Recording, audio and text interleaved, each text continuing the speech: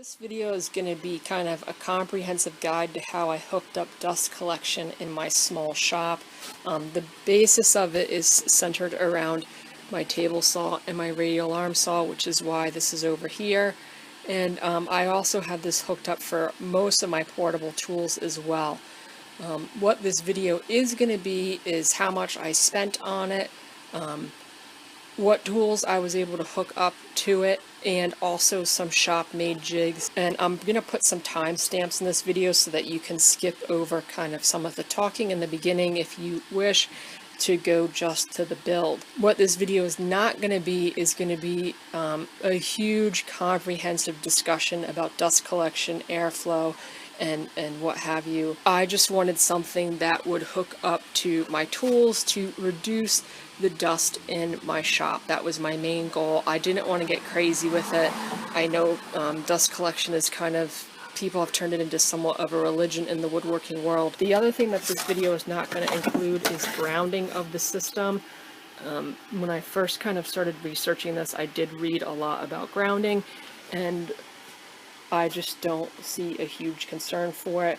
Most of what I've read, it seems like it's companies suggest it as more of a liability issue than an actual threat. That again is going to be personal preference. If you want to ground your system, it would be easy enough to do with this small system. The other thing that's not going to be in this video is this is a one-phase collector. I'm not going to turn it into two. I wanted to see how all these components work together for a little bit before worrying about turning it into a two-phase system. And the other reason I didn't worry about two-phase system was I really just don't have the space for a cyclone. Like, this already jams up an already tight space enough as it is. So if I can get by with what I have now, I'm going to. But if I do end up upgrading that, I will probably mention it and potentially make a video of it. Basically got this dust collector at a really good price and just hooked it up in the fastest, cheapest, most effective way possible. So the basic system, and this is the one part, and I believe I mentioned in the video, eventually I'm going to get a longer piece of tubing here so that this is more transportable on this side of the shop. Right now, if I use the planer on the top of my table saw, it's kind of a stretch to get it, but I connect a 4-inch hose to a straight run under my table saw, and then that goes to my table saw, a T pipe over there, and then the T breaks off and goes to my radial arm saw. 2 blast gates, because that dust collector is designed for one tool, so I could easily close up the radial arm saw, open the table saw, or vice versa, and get maximum airflow to each tool. Now, because this is slit, you do lose some airflow coming out of there, but so far the collection is quite good. Then for my radial arm saw, I made a dust hood, which I will show how I made that, and that really pulls most of the dust. I've been using this for about 2 weeks, and usually this table is filled with dust. And I'm not gonna lie, I don't turn that on for every little cut I make up there, but that's also a huge improvement. And then lastly, I utilize this vacuum hose with a 4-inch adapter on the end to hook up most of my smaller tools. And that is why it's convenient that this is on wheels. I can move it all around my shop. So this was kind of the catalyst to doing this dust collection system. This is Grizzly's, I think, one of its smallest models of dust collector. It's a 1 horsepower. It's going to work on a 4-inch system, and this dust collector is designed to work with one tool. The reason I got this one is because I got it secondhand at a very, very, very good price. So there's a ton of information on dust collection. There's a ton of videos online. My goal was to reduce the amount of dust, the setting dust around the tools. In the air is not a huge problem, because I would say 8 or 9 months of the year I have my big door open and the air circulates through here pretty nicely and removes a lot of the dust in the air. But this winter, especially when I had that door closed, you realize really quickly that an enclosed space was really hard to work with machines running. I usually had to crack the door. So I bought 4-inch hosing for this. This is 10 feet, 4 inches. I think that was about $27 on Amazon. I'm using sewer pipe, 4-inch sewer pipe, because that's the cheapest thing if you want solid runs. This is just a piece I cut off of it. In order to do, I'm going to hook it up so that I have 2 T's, one going to the radial arm saw, one going to the bandsaw, with blast gates connected to here so that it could run on each saw. I might try running this since my runs are going to be pretty short with both tools, but just in case I have that set up. So this is a 4-inch T, and it comes with a clean out portion here, so there's screw threads, which means I'll probably just cut that off and have a regular T. The other nice thing about sewer pipe is the fittings are really cheap. This was, I think, less than $5. This is a connector I have that goes from 4-inch to 2-inch. I used to use this on my table saw, which is why it's busted. I'm going to use that for the router. Then this is the connector for the router. It's a 2-inch connector. Then these I got online instead of getting, Rockler has a really nice quick connect system that you can get. So you could quick connect, pull off all your connectors and move it around the shop. But that would have been pretty pricey for me. So I kind of settled on these. They're easily stretchable, and you could move around the connectors, because whenever I take this over to the other side of the shop, that's the other reason this one's nice. It's not really heavy and it's on wheels. I could quick connect and release those fittings. This is the fitting I kind of made for my table saw. The table saw, most of your tools are going to come with ports already. I had a port there. I broke it years ago. I actually used to run this with my vacuum. And the replacement part on Grizzly's website would have been almost $20 to have it shipped. So I cut my losses and I got this elbow from Rockler, because I know that this is all going to meet over here somewhere regardless. And then I wanted to use the existing mounting holes on the table saw. I didn't want to drill new holes, so that's why I kind of have this wooden flange, and then I hook that up so that it will connect to that system. So if you don't break your things, you probably won't have to buy this. Then I have some 4-inch adjustable hose clamps, which I don't actually know if I'm going to need now that I'm laying everything out on the table, and these, I think the whole bag was like $10.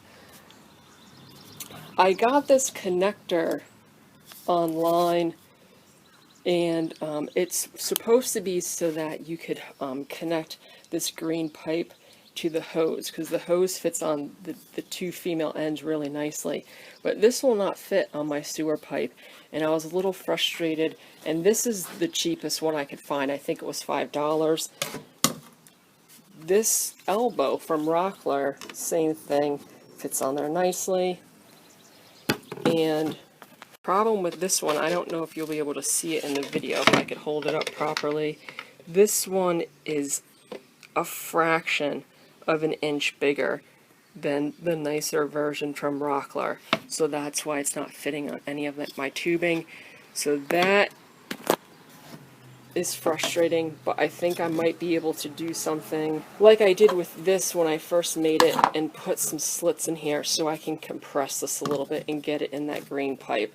But be careful when buying cheaper fittings, because they're not going to be perfect sized. I also made some blast gates out of 4-inch couplings, and these couplings were like $1.15, and I utilized the inner flange on there to kind of hold this piece in place.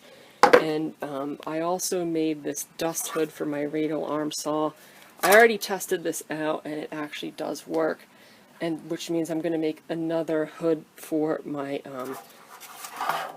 power carving type tools. And the parts that I handmade, I'm going to put at the end of the video showing you how I did those if you want to make them as well. But lastly, for my 2-inch system, I'm planning on just using my vacuum hose, because that fits into those fittings. That's because now that I have the dust collection, I really don't use this vacuum that much. So I want to utilize the whole hose instead of having to buy something new. And if that hose ends up being too long of a run at a small diameter, I could always just buy a small piece of pipe and update that section.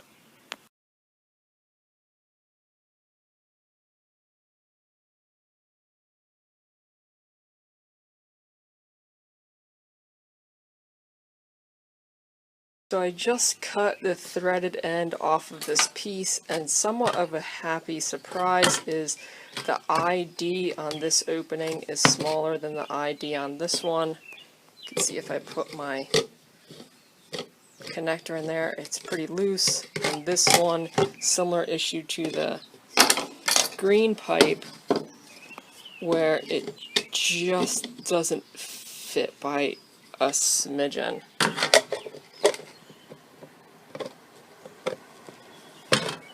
Now what would be awesome is if this was the right size and slid right in there, but it's off.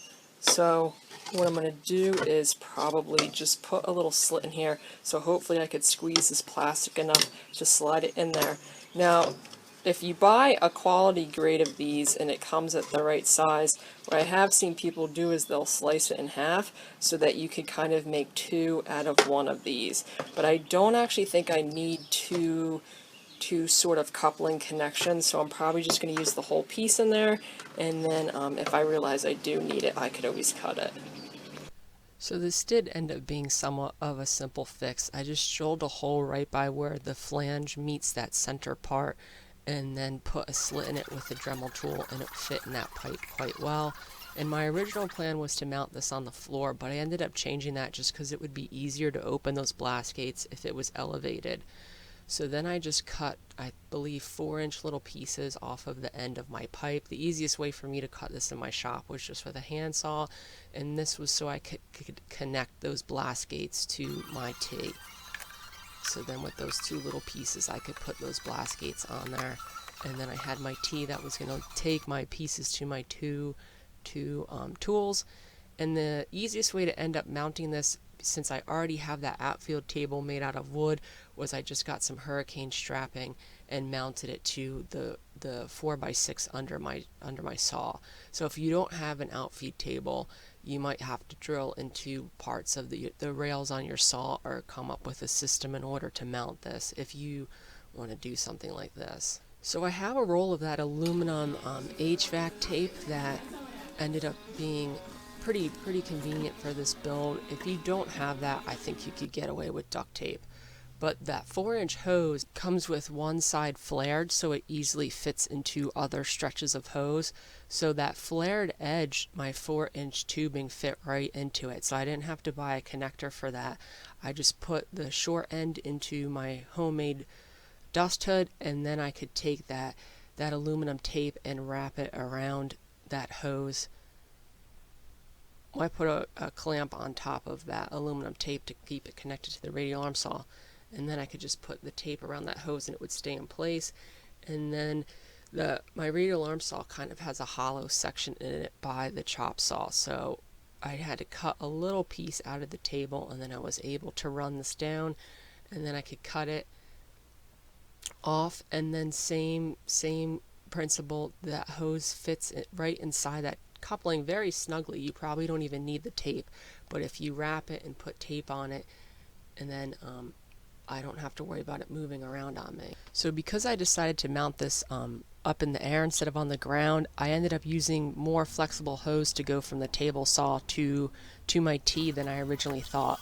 So in order to get this system finished, I ended up putting a straight run underneath the table instead of a flexible hose run.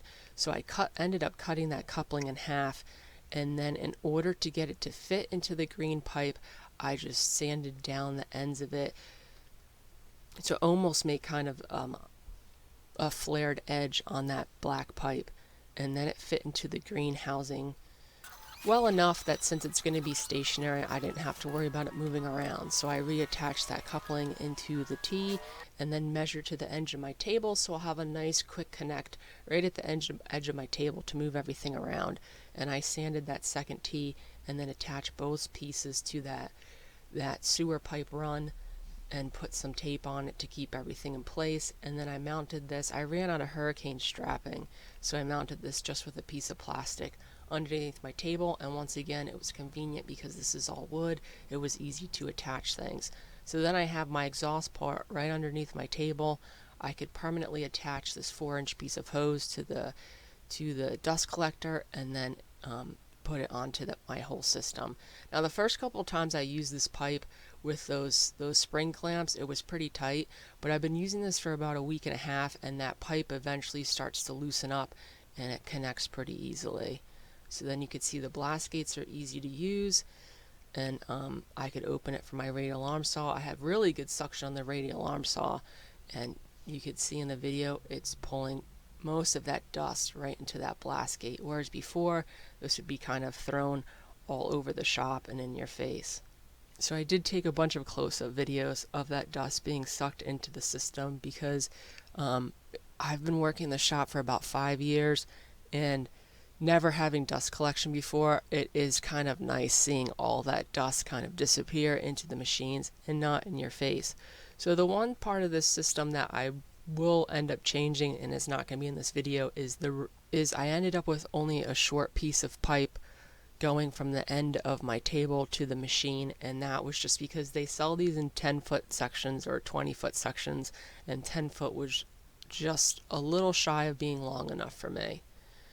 So this is hooked up to the table saw, and you can't see in the video, but I'm actually cleaning out my table saw bay, which is always perpetually full of dust without some sort of dust collection. And once again, I have very good suction coming from the table saw going into the machine.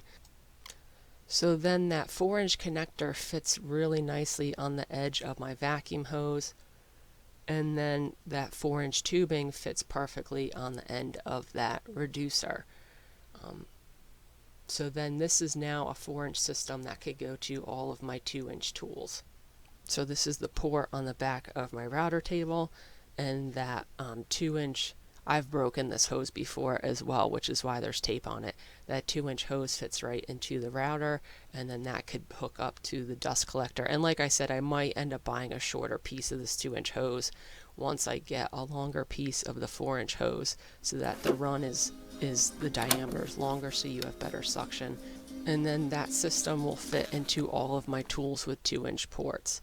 Now the planer I have is a DeWalt paint planer, and it's really nice and clever engineering, where the port on it will fit a 2-inch hose or a 4-inch hose. There's 2 separate flanges, so once again this 4-inch hose fits right onto the rim of the planer, and this is the one tool that I'm going to need a longer piece of hose in order to utilize it. But once it's on there, I did use it with this hose and it works really well. So I'd been using my planer with my vacuum, and I tested it out with this 4-inch hose, and it was a huge difference. The 2-inch hose is just a little underpowered for this, and sometimes you would get shavings and chips coming out onto the workpiece. So for the radial arm saw, I made a dust hood that's somewhat modeled after some HVAC piece fittings that you can get for your air conditioning system.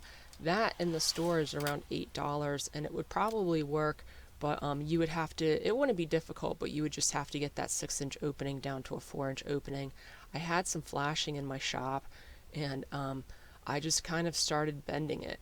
So I used that 4-inch opening as a guide, and then transferred the circle to the back. So I had a lip here that the opening could come into, and then once I had that 4-inch circle, I really just started eyeing this up and bending and folding that metal in order to fit into the space that I needed. So it was kind of like wrapping a hollow present. So I knew that it had to go underneath that one piece, so all of my measurements were based on that, and I didn't want a bunch of right angles for the dust to collect into. So I went through and folded over those lips so that I wouldn't ever get my skin or my hands caught on that sharp edge. And then the edge of the box had a shorter end so it could fit behind the saw, so I just folded that up. And you're keeping flanges on all these pieces so that you can connect them together.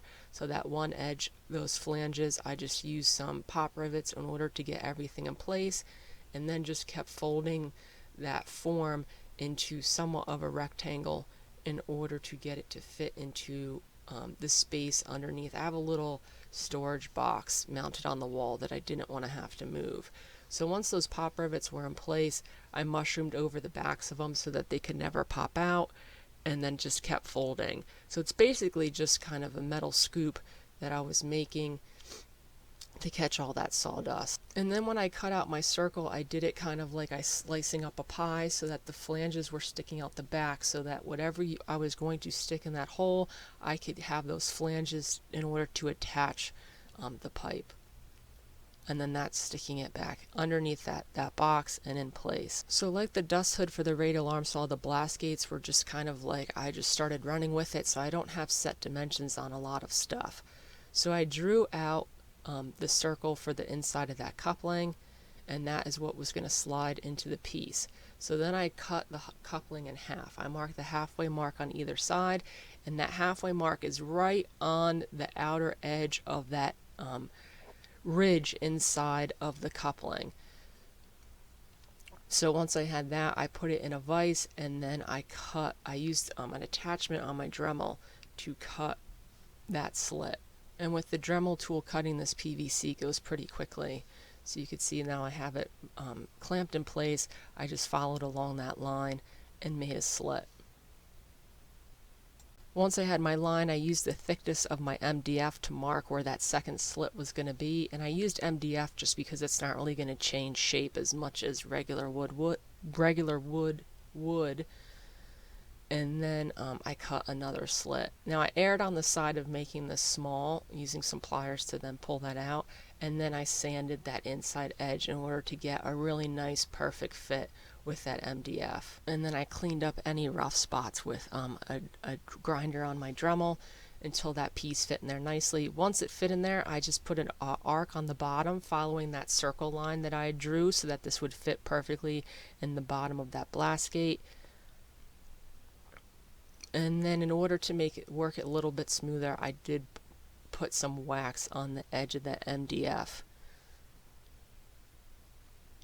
Then lastly, I added a nice grip to that MDF so that you could pull these sections out easily. So I had some scrap 2x4 that I just put a groove into on my table saw, and then glued it on top of that MDF and put a couple screws in it for good measure.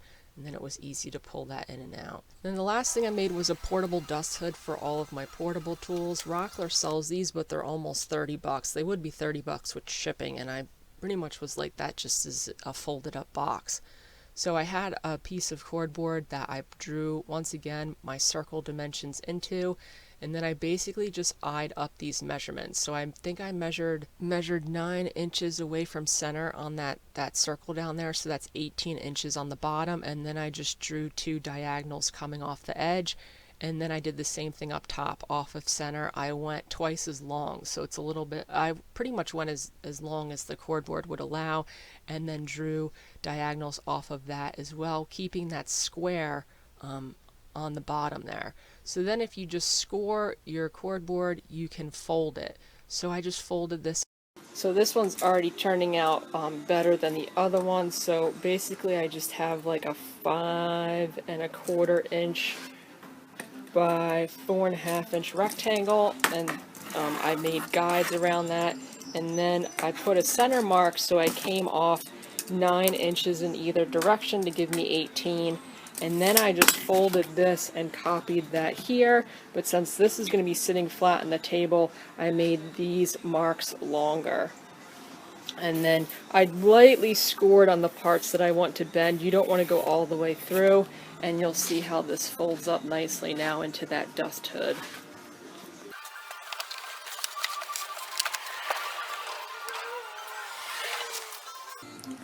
So this is going to be more of an exact shape to the one I showed you in the catalog. So now I'm just going to go through and trim off this excess and tape all these pieces together. I'm going to keep it double layered where it's double layered just for strength. But you can see how it slopes in the back, and I think this one will work a little better than the first one I made. So this was the second version of my attempt at this. The first one I'll probably use on my lathe. I think I mentioned that in the video later, but this one turned out a little bit better than the first one. So I just taped it all together and then tested it out. So since this material isn't really rigid, in order to attach my hose for the time being, I just cut a circle in there, and you're able to just slide that hose right in. So then this will be utilized when using sanding discs, sanding paper. You can see how most of that dust gets sucked into the hood. version of this worked really well. Depending on how long this video is, I might or might not show the first version. So this was the first version. I pretty much just inverted the flaps of a box, and the problem with this one was the sawdust was bouncing off of it a lot. I don't think it was deep enough, and the one in the catalog, the hole is resting on the table, which is what this one is now, and the hood's a little bit bigger. So the piece I started out with, this was about 26 by 32, and I pretty much just drew that square and then some diagonals off of it. A lot of the measurements were arbitrary based on the size of my piece. So this one I think would work better if gravity was helping it. So like that might work underneath my lathe stand to collect dust, but I might not even keep that one. This one definitely works. I would say it was collecting at least 75% of that sawdust, which is a huge step up from what I have. But I'm also very realistic. I'm not going to take this out and hook it up every time I sand something. But on a day when I'm doing a lot of carving work, I think something like this will really cut down on the amount of dust in the air and all over my shop. And then lastly, now that I know that these work, I will probably go through with tape and seal all these cracks, and so that it just doesn't come apart over time. And then in closing, I kind of have a clip of using my radial arm saw before I turn on the dust collection and then after I turn on the dust collection. This system in general, even with most of my fittings, seems to collect 85 to 90% of that dust in the air, which is more than I could have hoped for. And I hope that if you watch this video and you have a small shop and don't want to spend a ton of money, that you can rig up your own system to get some of that free dust out of the air.